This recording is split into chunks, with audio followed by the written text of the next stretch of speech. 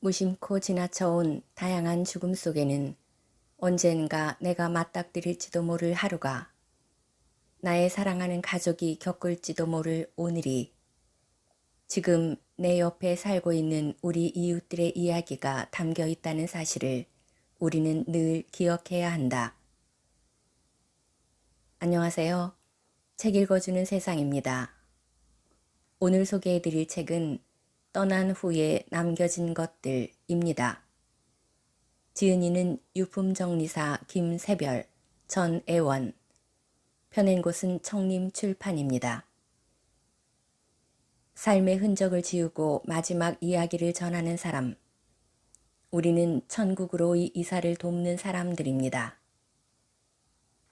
25년 동안 1000번이 넘는 죽음을 맞이했지만 아직도 가슴 아픈 사연을 간직한 고인과 만나면 가슴이 먹먹해진다고 말하는 유품정리사 김세별.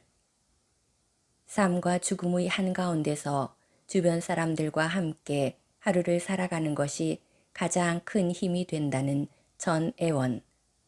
그들이 떠난 이들의 뒷모습에서 배운 삶의 의미를 이야기합니다.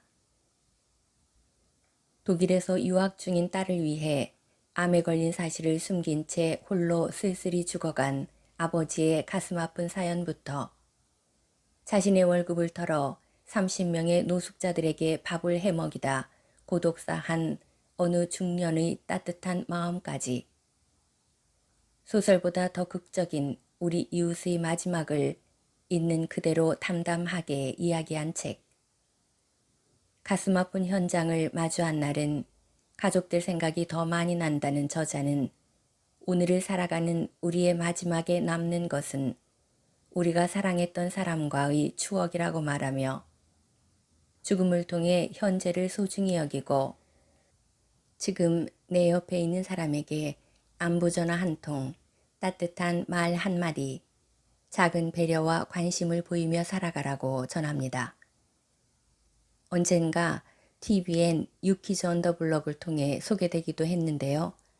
지은이는 유품 정리, 특수 청소라는 특수한 일을 알리고 싶은 것이 아니라 우리 주변에 우리가 모르는 가슴 아픈 죽음들이 너무도 많다는 것을 함께 알고 겪고 나누고 싶어서 이 책의 출판을 결심하게 되었다고 합니다. 이 책을 통해서 또 다른 삶의 의미를 생각해 보는 시간이 되면 좋겠습니다. 구독, 좋아요, 선한 댓글은 사랑입니다.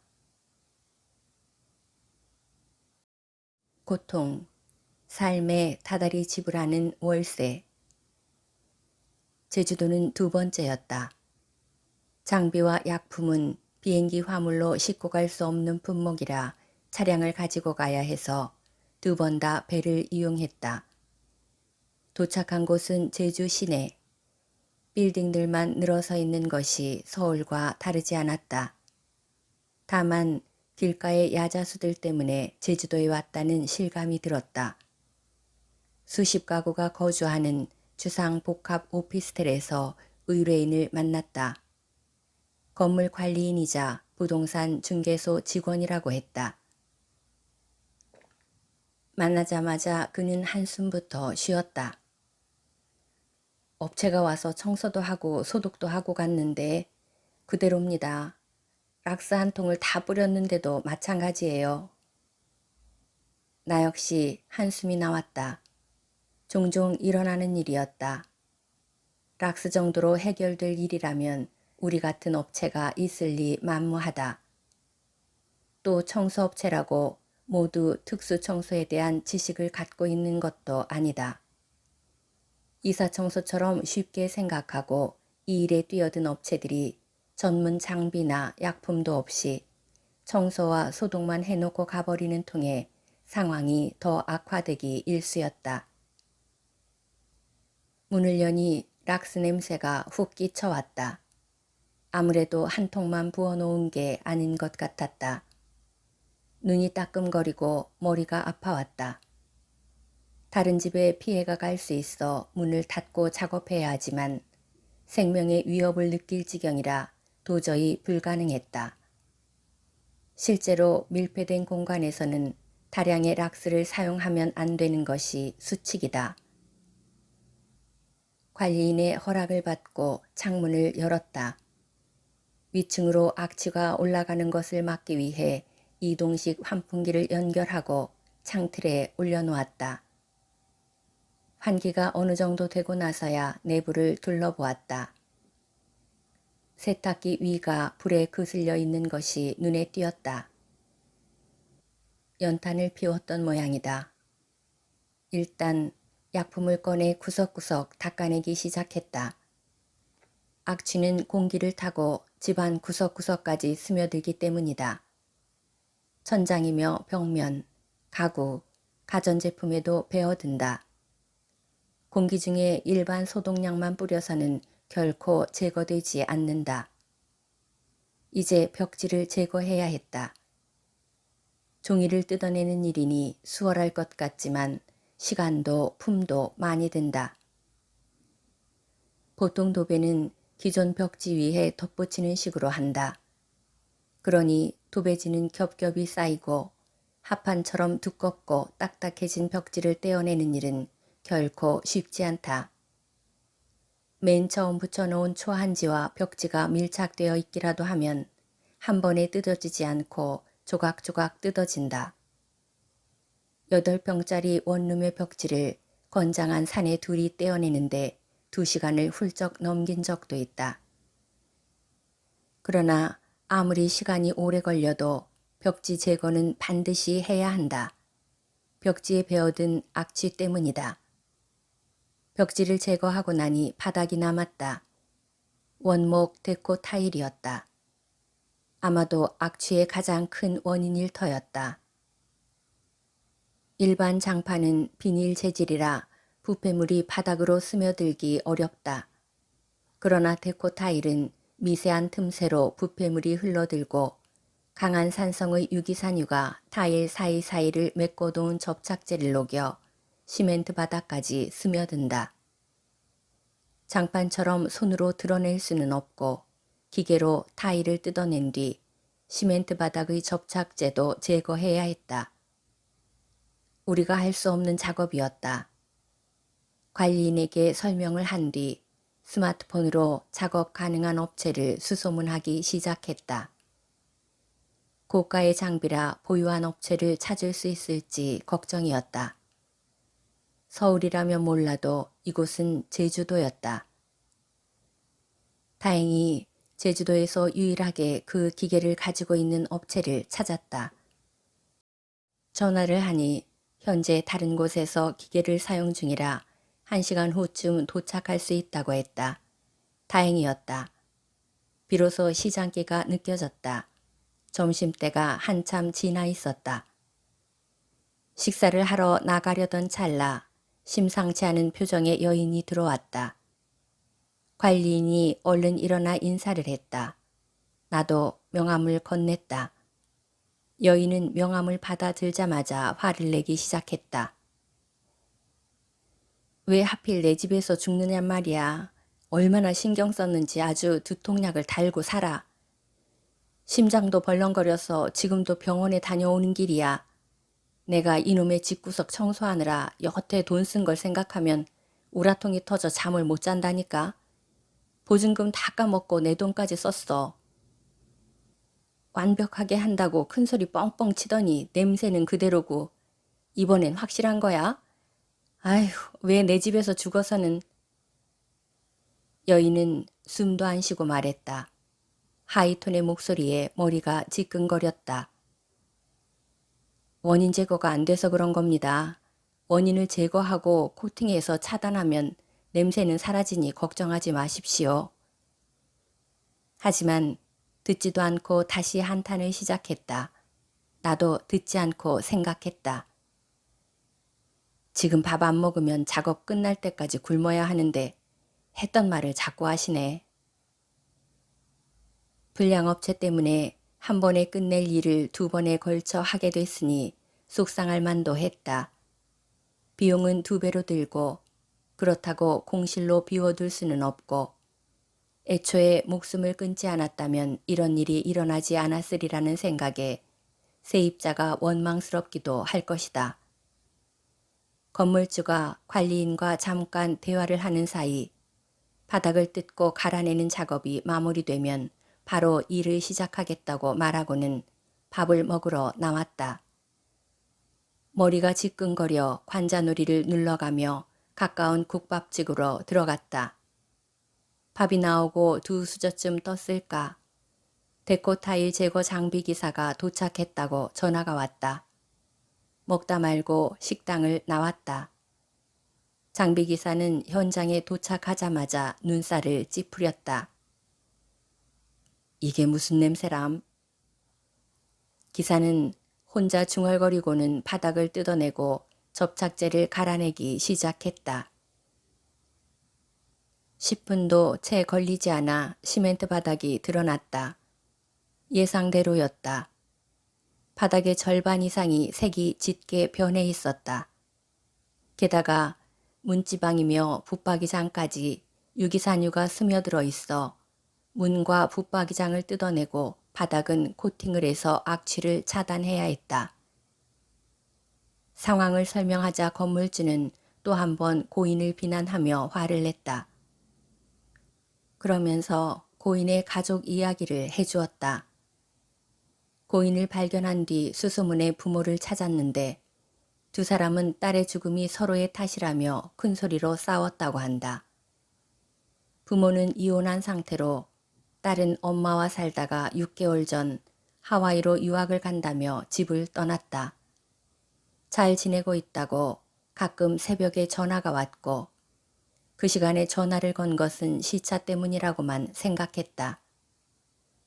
그런데 6개월 만에 제주도에서 주검으로 발견된 것이다. 유서를 남기지 않았기에 사유는 알 수 없었다. 다만 짐작하기로는 그녀에게는 의지할 만한 가족이 없었을 것이다. 딸의 죽음을 두고 네 탓이오로 일관하는 부모. 그런 부모로 인해 딸은 외롭고 괴로웠다. 유학을 떠난다는 거짓말을 하면서까지 집을 벗어나고 싶었지만 결국 아는 이 하나 없는 제주도에서 외롭게 생을 마감하고 말았다. 20대 초반의 나이라고 했다. 아직 꿈이 많을 나이. 그녀는 어떤 꿈을 갖고 제주도에 온 것일까? 아니면 이 모든 일이 처음부터 계획된 것일까? 알 수 없었다. 나는 그저 내 일을 하고 돌아가면 그뿐. 그러나 계속 이건 아닌데 하는 생각이 머릿속을 맴돌았다. 힘든 것도 살아있으니 겪는 거고 행복한 것도 살아있어야 겪는 것이다. 인생에 행복만 있을 수 없고 반대로 괴로움이 없을 수 없다. 그런데 우리는 이 두 가지 가운데 하나만 취하려고 한다. 행복한 것은 당연하게 생각해서 행복인 줄을 모르고 괴로움은 원래 삶에 존재하지 않는 것처럼 여겨서 왜 나한테만 이런 일이 일어나는지 모르겠다라며 원망하고 비관하며 자신을 파괴한다. 괴로움은 삶에 다달이 지불하는 월세 같은 것이다. 하지만 그보다 훨씬 많은 행복이 우리를 찾아온다. 당연하게 여겨서 모를 뿐이다. 살아있다는 건 축복이고 기적이다. 내가 존재한다는 건 우주가 생긴 이래 가장 특별한 사건이다. 태어났으므로 이미 나는 선택받은 존재다. 어디선가 감동 깊게 읽었던 소설이 한 구절을 빌려 나는 죽음을 생각하는 젊은이들에게 이렇게 말하고 싶다. 죽고 싶다는 말은 거꾸로 이야기하면 이렇게 살고 싶지 않다는 거고 이 말은 다시 거꾸로 뒤집으면 잘 살고 싶다는 거고 그러니까 우리는 죽고 싶다고 말하는 대신 잘 살고 싶다고 말해야 돼. 죽음에 대해 말하지 않아야 하는 건 생명이라는 말의 뜻이 살아있으라는 명령이기 때문이야. 그 가족이 살아가는 법. 어느 날 방 한 칸만 청소해달라는 의뢰가 들어왔다. 방 한 칸만이라. 궁금했지만 현장에 가면 다 알게 될 일이어서 면적과 층수, 방치된 기간만 묻고 상담을 끝냈다. 현장에 도착해 보니 방 한 칸만 청소해서 될 일이 아니었다. 문을 닫아 놓는다고 악취가 차단되는 것이 아니다. 다른 방들에도 탈취제를 분사해야 하고 거실은 천장이며 벽면, 가구까지 모두 닦아낸 뒤 약을 뿌려야 했다. 고인이 발견된 방은 벽지와 장판을 모두 제거해야 할 것 같았다. 설명을 끝내자 고인의 손녀라는 젊은 여성이 물었다. 약을 뿌리면 집에서 잘 수 없는 건가요? 그러면 부모님과 호텔에서 지내야 할 텐데 며칠 뒤에 돌아오면 될까요? 적어도 하루 동안은 악취 제거 장비를 가동시켜 놓아야 할 듯했다. 산소를 태워 산소에 스며들었던 악취 분자까지 모두 태워 없애는 방식이다. 시중에 파는 오존 살균기로는 악취 제거가 완벽하게 되지 않아 여러 번의 시행착오 끝에 직접 만들었는데 장비를 켜놓은 상태에서는 모든 문을 닫아놓고 사람은 밖에 나와 있어야 한다. 내일 저녁부터는 생활이 가능하실 겁니다. 네, 알겠습니다. 부모님은 학원을 운영하시고 저도 그 학원에서 일하느라 바빠 사흘이 지나서야 할머니가 돌아가신 걸 알았어요. 그동안 숱한 현장을 다녔지만 같이 사는 가족이 사망했는데 며칠째 그 사실을 몰랐던 경우는 처음이었다. 집을 드날 때 잘 다녀왔다, 잘 다녀오시겠다 인사도 하지 않는 것인가? 며칠 동안 밥 한 끼 같이 하지 않은 것인가? 순간 여러 생각이 들었지만 얼른 생각을 접고 특별히 전달해야 할 물품은 없는지 물어보았다. 귀중품, 현금, 도장, 사진, 서류, 휴대전화 등이 정리 중에 발견되면 소독하여 유가족에게 전달하고 그 외에 무엇이 더 있는지 확인하는 것이 규정이었다. 워낙 사치스러운 분이라 보석이 많을 거예요. 자신의 할머니를 그렇게 표현하는 것에 꽤 놀랐다. 한 곳에 정리해두고 알려주세요. 네, 정리한 뒤 장비 켜고 떠날 때쯤 연락드리겠습니다. 손녀는 잘 부탁드리겠다고 예의 바르게 인사한 다음 집을 나갔다. 인사성도 바르고 심성도 고와 보였다. 그런데 유독 할머니에 대해서만큼은 왜 그렇게 냉정하게 말하는 것일까? 할머니 방으로 들어갔다. 보일러를 계속 가동시키고 있었는지 땀이 날 만큼 후텁지근했다. 하지만 악취가 새어나갈까봐 거실로 이어지는 방문도 발코니와 연결된 창문도 열 수 없었다. 소매로 땀을 닦아가며 정리를 시작했다. 등산을 좋아하셨는지 색색의 등산복이며 등산화, 등산용품이 많았다. 화장품도 웬만한 젊은 여자들보다 많았다. 이런 일을 하다 보면 자연히 알게 되는 것 가운데 하나가 브랜드인데 고급 수입 브랜드가 대부분이었다. 옷장 속에는 밍크 코트가 여러 벌 걸려 있고 다른 옷들도 모두 고가의 제품으로 보였다. 특히 섬유는 악취가 한 번 배어들면 여러 번 세탁을 해도 빠지지 않기 때문에 반드시 폐기 처분해야 한다.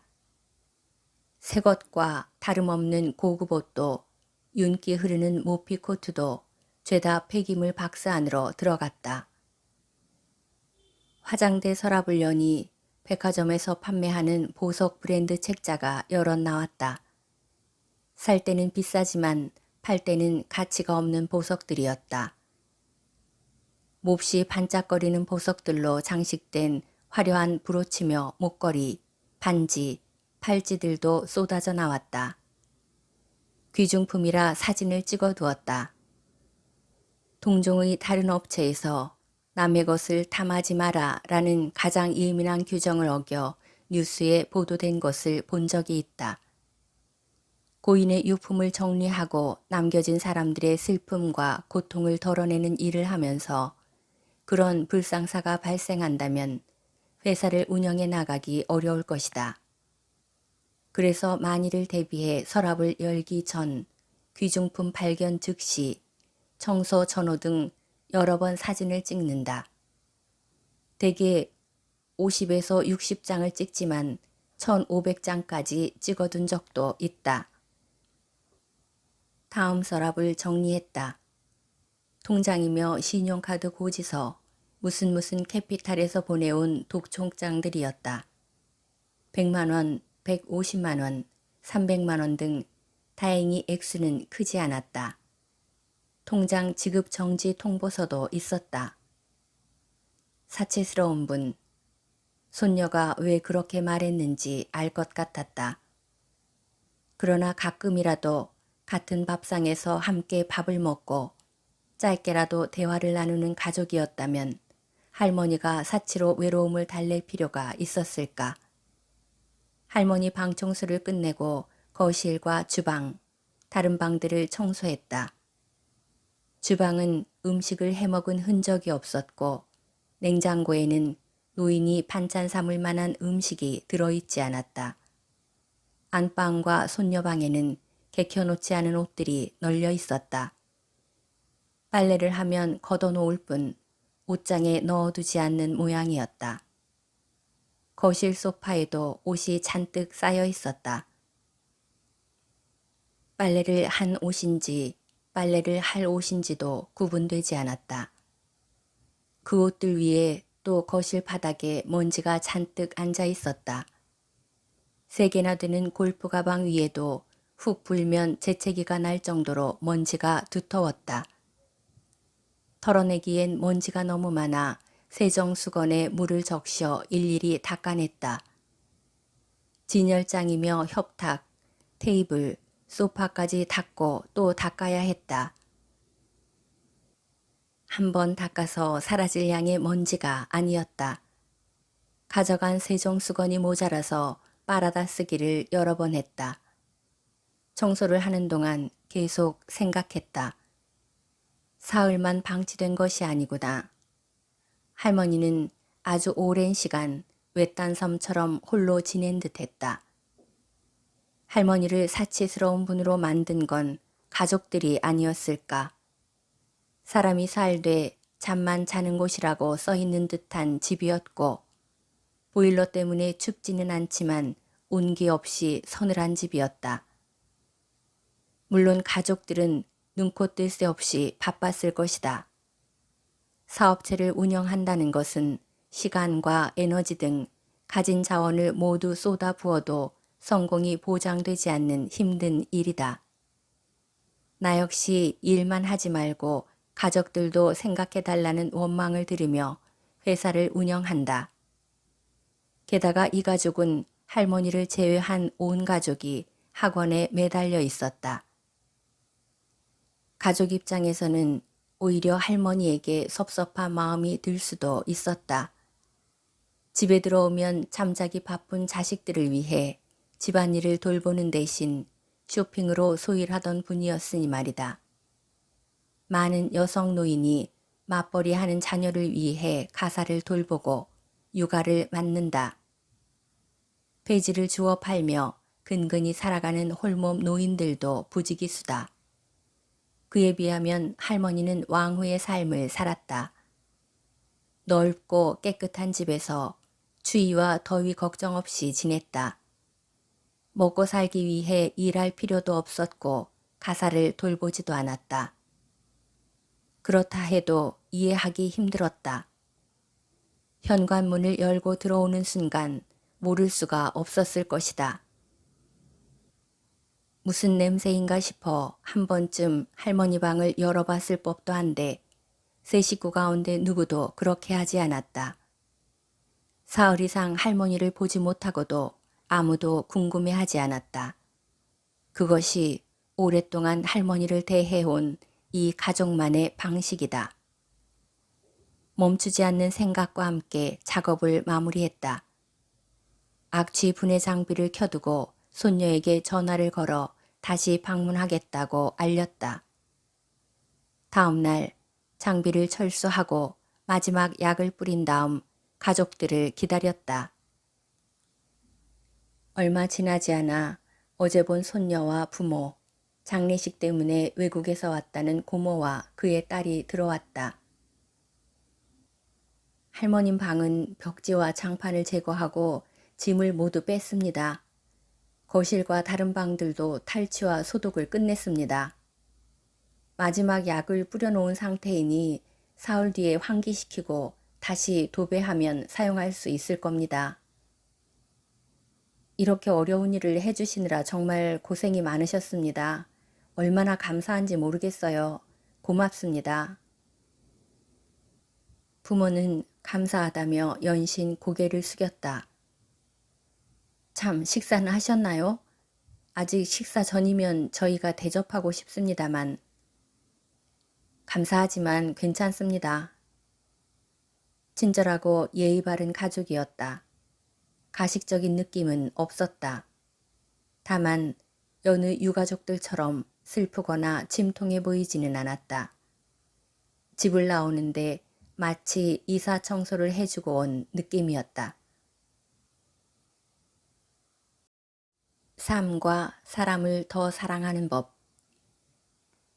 개발이 안 된 어느 동네. 다 쓰러져 가는이라고밖에 표현할 수 없는 집이었다. 다른 음식은 없고 직접 담근 고추장, 된장, 간장, 각종 장아찌들이 썩어가고 있었다. 일단 냄새가 심한 물건들부터 밖으로 날라놓았다. 서랍은 무언가를 싸놓은 비닐봉투로 가득 차 있었다. 꽁꽁 묶여 있어 푸느라고 손가락이 아플 지경이었다. 나중엔 찢어서 열어보았는데 하나같이 옷이었다. 옷 한 벌 한 벌을 비닐봉투에 싸두었던 것이다. 직원과 둘이서 끝도 없이 비닐봉투를 찢어야 했고 그때마다 가격표가 그대로 달린 새 옷이 나왔다. 1시간 이상 걸려 비닐을 모두 분류했다. 비닐이라고 다 같은 것이 아니어서 종류별로 분류하지 않으면 폐기물 처리장에서 받아주지 않는다. 양말이며 속옷까지 모든 옷을 비닐봉투에 일일이 싸놓은 이유를 못내 궁금해하고 있을 때 집주인 아저씨가 왔다. 이혼하고 애들이랑도 헤어지고 혼자 살았어. 다달이 얼마 받기로 하고 세를 줬는데 한 번도 못 받았지. 몇 푼 안 돼 안 받고 말지 하고 그냥 뒀는데 결과적으로 월세를 받지 않은 것이 고인을 반년 넘게 방치한 원인이 되었다. 밀린 월세가 있었다면 한 번쯤 와봤을 테고 그랬다면 더 일찍 발견할 수 있었을 것이다. 반년이 넘도록 이웃들도 아무도 몰랐다. 과거의 어느 비난한 시절에 머물러 있는 듯한 그 동네는 하수구며 오물에서 나는 냄새에 둘러싸여 있었다. 새로운 악취가 나도 대수롭지 않게 여길 듯했다. 주인 아저씨의 태도에서도 놀라거나 당황한 기색은 보이지 않았다. 무심하고 심드렁하고 어떻게 되든 상관없다는 태도가 느껴졌다. 고인은 옷을 만드는 공장에서 일했다고 한다. 그래서 새 옷이 그렇게 많았다. 혼자 살면서 반찬은 사 먹어도 됐을 텐데 각종 장아찌며 간장, 고추장까지 직접 담가 먹고 공짜로 얻어왔을 새 옷은 아까워서 꽁꽁 싸매놓고 입어보지도 못했다. 결국 모조리 폐기물 처리장으로 가게 될 것을. 너무 많은 현장을 겪어서인가. 이제는 이 일을 처음보다 훨씬 직업적으로 받아들이고 있는 나 자신을 발견한다. 그러나 여전히 변하지 않은 것이 있다.